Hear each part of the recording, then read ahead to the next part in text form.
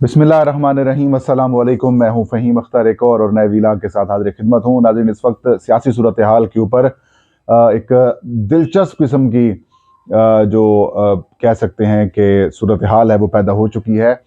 सदर पाकिस्तान डॉक्टर आरिफ अलवी ने आज वफाकी हुकूमत की जानिब से और पार्लियामेंट की जानिब से जो मंजूर करदा सुप्रीम कोर्ट के इख्तियारात कम करने से मुतालिक बिल था, उसको मुस्तरद करके वापस भिजवा दिया है नजरसानी के लिए पार्लियामान को। और इसके ऊपर वफाकी हुकूमत को एक बड़ा झटका लगा है। वफाकी हुकूमत शदीद परेशानी में मुब्तला है और ये अब कल वफाकी काबीना का अहम इजलास तलब कर लिया गया है और इस इजलास में अहम फैसले जो है वो किए जाएंगे। तहरीक इंसाफ मुसलसल इस चीज़ को अपोज कर रही है, जो कि पार्लियामान के ज़रिए ज़ातियात के लिए, या फिर यूँ कहें कि ज़ाती मामलात को, सियासत को प्रोटेक्ट करने के लिए जो PDM की जो मखलूत हुकूमत है वो जो काम कर रही है, उसको रुकावट डाले हुए है। अब सुप्रीम कोर्ट के इख्तियारात कम किए जा रहे हैं। इसके अलावा इलेक्शन एक्ट की सेक्शन 57, 58 को तब्दील करके इलेक्शन कमीशन ऑफ पाकिस्तान को बेपनाह इख्तियारात देने की कोशिशें की जा रही हैं। सुप्रीम कोर्ट ऑफ पाकिस्तान इसके ऊपर क्या रिएक्शन देगा और क्या वाकई में चीफ जस्टिस ऑफ पाकिस्तान के जो इख्तियारात हैं उनको कम कर दिया जाएगा और जो कानून नया बनाया गया है उसकी इम्प्लीकेशंस को रोकने के लिए सुप्रीम कोर्ट ऑफ पाकिस्तान के अंदर क्या मामला जा सकते हैं, ये आज का टॉपिक है।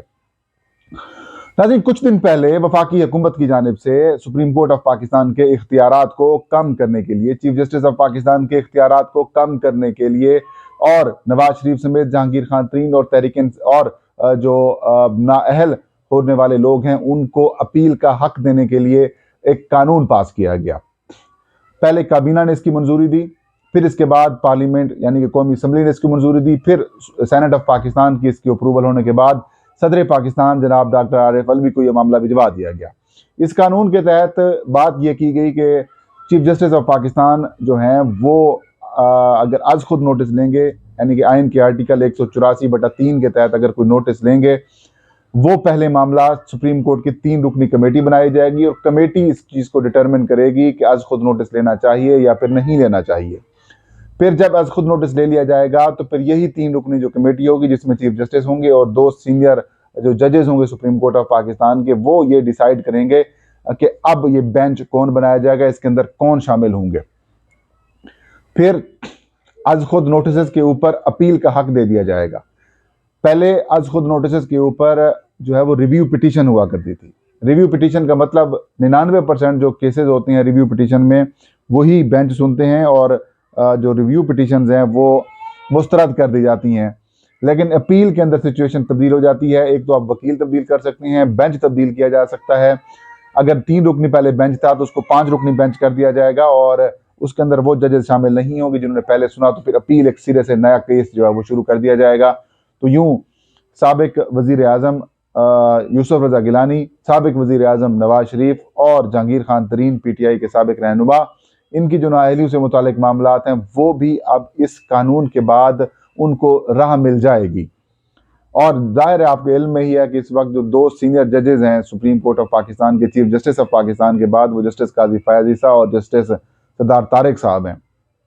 और इनका टिल्ट आपके सामने ही है, सबको इल्म है कि इस वक्त वो किस तरफ सोच रहे हैं, किस तरीके से सोच रहे हैं। मैं उनकी लॉर्डशिप के ऊपर कोई क्वेश्चन नहीं उठा रहा, लेकिन इस वक्त जो सूरत हाल है उसके मुताबिक एक वाज़ेह तकसीम जो सुप्रीम कोर्ट ऑफ पाकिस्तान के जजेस में वो है वो नज़र आ रही है कि ये किस तरफ हैं और वो किस तरफ हैं। तो इस कानून के बनने के बाद ये मामला जब सेनेट और कौमी असम्बली से अप्रूव हो गया और ये भी कहा गया कि अगर अपील की जाएगी तो विदिन 15 डेज जो है वो इसको टेकअप किया जाएगा। मतलब कोई ऐसी तारीख नहीं होगी कि आप 15 दिन नहीं, 20 दिन नहीं, महीना आप इसको टेकअप ही ना करें, तो वो 15 दिन उसके अंदर डाल दिए गए हैं। इसके अलावा जब मामला इस बिल का सदर पाकिस्तान जनाब डॉक्टर आरिफ अलवी साहब के पास गया तो डॉक्टर आरिफ अलवी ने इसके ऊपर कंसिडरेशन शुरू कर दी। माहिरीन कानून से मुशावरत की, आइनी माहिरीन से मुशावरत की और उसके बाद सदर पाकिस्तान डॉक्टर आरिफ अलवी ने आज इसका रिस्पांस दिया है वफाकी हुकूमत को और इस बिल को सदर पाकिस्तान ने मुस्तरद करके वापस पार्लियामान को भिजवा दिया है और पार्लियामान को कहा है कि इसके ऊपर नजरसानी करें। सदर पाकिस्तान ने अपने फैसले में लिखा कि ये वादी उल नज़र में सुप्रीम कोर्ट ऑफ पाकिस्तान के इख्तियारात के अगेंस्ट है। वादी उल नज़र में ये पार्लियामान का इख्तियार नहीं है। वादी और नज़र में उन्होंने कहा कि ये आइन के आर्टिकल 91, 191 और 70 के हवाले से उन्होंने बताया कि 71 के अगेंस्ट है। उन्होंने कहा कि सुप्रीम कोर्ट ऑफ पाकिस्तान के इख्तियारात और सुप्रीम कोर्ट के जो रूल्स एंड रेगुलेशंस हैं वो पहले से मौजूद हैं, पार्लियामान इसका कुछ नहीं कर सकती, लिहाजा बेहतर यह है कि पार्लियामान इसके ऊपर नजरसानी करे। 15 दिन गुजार लिए गए। अब सदर पाकिस्तान की मंजूरी या अदम मंजूरी के बाद जब मामला दोबारा पार्लियामान के पास आ गया है तो अब हुकूमत ने यह प्लानिंग करनी है कि अब इसको अप्रूवल कैसे करानी है। बताया यह जा रहा है कि पीर के दिन शाम 4 बजे या 2 बजे पार्लियामेंट का जो मुश्तरका इजलास है उसे बुलाया गया है। इस पार्लियामेंट के मुश्तरका इजलास में सदर पाकिस्तान की जानिब से जो मामला रेफर किया गया है वापस पार्लियामान को, वो बिल जो दोबारा है वो पेश कर दिया जाएगा।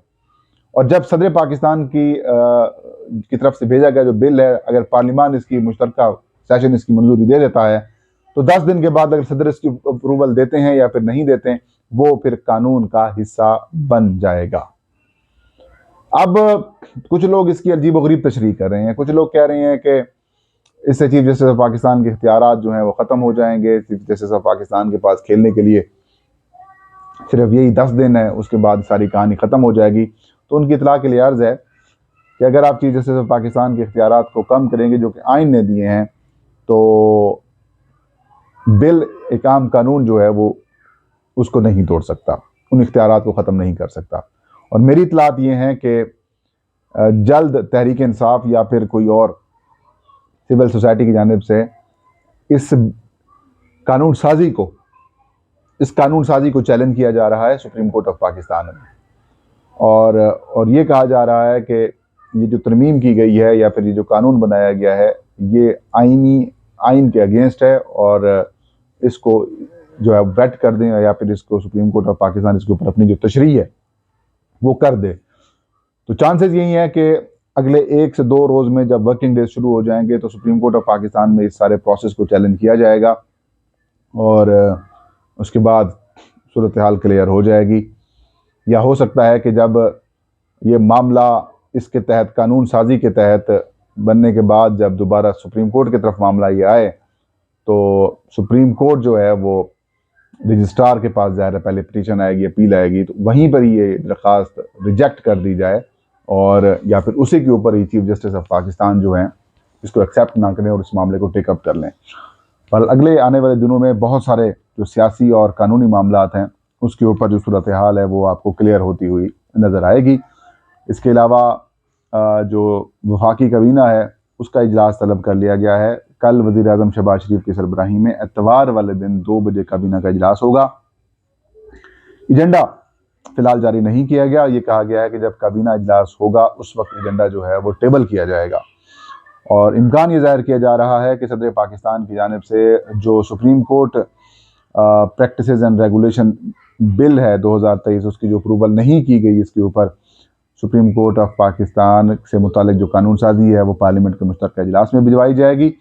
और इसके अलावा जो नेशनल सिक्योरिटी कमेटी के इजलास हुआ है गुज़श्ता रोज़, उसके अंदर एक ऑपरेशन शुरू करने का जो फ़ैसला हुआ है वो और फिर कमेटी एक बनाई गई है। इस तमाम सूरत हाल के हवाले से उसके जो फ़ैसले हैं उनकी तौसीक दी जाएगी। कुछ लोग तशरीह कर रहे हैं कि ऑपरेशन शुरू कर दिया जाएगा तो फिर फ़ौज उधर मसरूफ़ हो जाएगी और इंतखाबात के लिए जो सिक्योरिटी की दस्तियाबी है वो पूरी नहीं हो पाएगी, लिहाजा ये मामला भी उस तरफ से देखा जा रहा है। हो सकता है ऐसा हो, लेकिन ऐसा इतना ज़्यादा ऑपरेशन के लिए ऑपरेशन कहाँ शुरू करेंगे? पूरे पाकिस्तान में तो शुरू कर नहीं सकते, डायरेक्ट कुछ इलाकों में शुरू करेंगे। बलूचिस्तान के इलाके हैं, खैबर के इलाके हैं, तो वहाँ पर इलेक्शन रोक दिए जाएंगे, बाकी इंतखाबात करा दिए जाएंगे। और आज कुछ चैनल्स की जानिब से खबरें भी चलाई गई कि वफाकी हुकूमत की जानिब से, वजारत ख़जाना की जानिब से 10 अरब रुपए जो हैं वो इलेक्शन कमीशन ऑफ पाकिस्तान को भिजवा दिए गए हैं या फिर उनको ट्रांसफ़र कर दिए गए हैं। तो मैंने वो ख़बर चेक की इलेक्शन कमीशन से भी, वजारत ख़जाना से भी, तो अभी तक ऐसी कोई ख़बर सामने नहीं आई कि हुकूमत की जानिब से 10 अरब रुपए जो हैं वो मुंतकिल कर दिए गए हों वफाकी काबीना या यूँ इलेक्शन कमीशन ऑफ पाकिस्तान के अकाउंट्स में। तो ऐसा कुछ नहीं है, ये ख़बर गलत थी। और सुप्रीम कोर्ट ने क्योंकि इलेक्शन कमीशन को भी और वफाकी हुकूमत को भी हिदायत दे रखी हैं कि 10 से 11 अप्रैल तक आपने जो रकूम है वो देनी है और 11 अप्रैल को अपनी रिपोर्ट जमा करानी है, तो अभी तक तो वफाकी हुकूमत की तरफ से ऐसी कोई मनसूबाबंदी नज़र नहीं आ रही, लेकिन ब्यूरोक्रेसी की जानिब से दबाव ज़्यादा है। और अगर ब्यूरोक्रेसी ने मानने से इनकार कर दिया वफाकी हुकूमत की बातें, यानी कि मौजूदा सियासी हुकूमत की बातें, तो उसके बाद इनके पास कुछ नहीं रहेगा। और मुझे यही लगता है कि इनके अंदर बगावत होनी है, और जितना ये कुछ कर लें इलेक्शंस तो होके रहेंगे। ये था आज का वीडियो। फ़हीम अख्तर को इजाज़त दीजिए। अल्लाह हम सबका हामी नासिर हो।